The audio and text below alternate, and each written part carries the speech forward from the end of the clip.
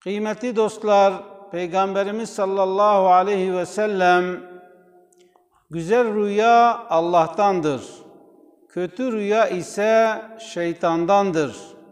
Kim kötü bir rüya görürse, uykudan uyanınca sol tarafına 3 defa tükürsün. Euzubillahimineşşeytanirracim desin ve bilsin ki o rüyanın ona bir zararı, bir etkisi yoktur. Bir de o kötü rüyasını hiç kimseye anlatmasın.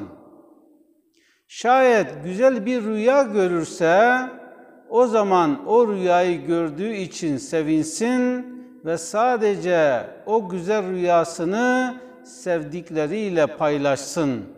Çünkü Kur'an-ı Kerim'e baktığımızda Hz. Yusuf Aleyhisselam 11 yıldız görür, güneş ve ayın ona secde ettiğini görür, rüyasını babasına anlatır.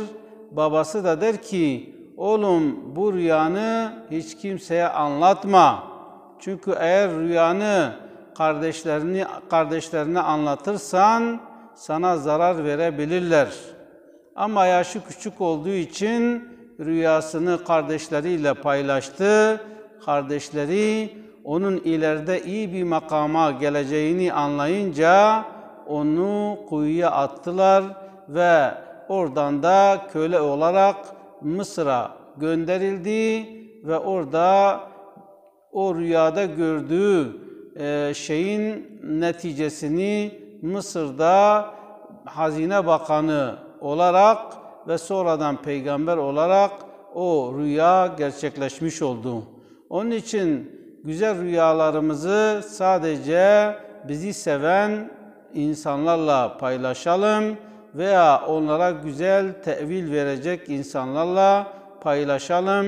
Rüyalarımızı her insanla paylaşmayalım.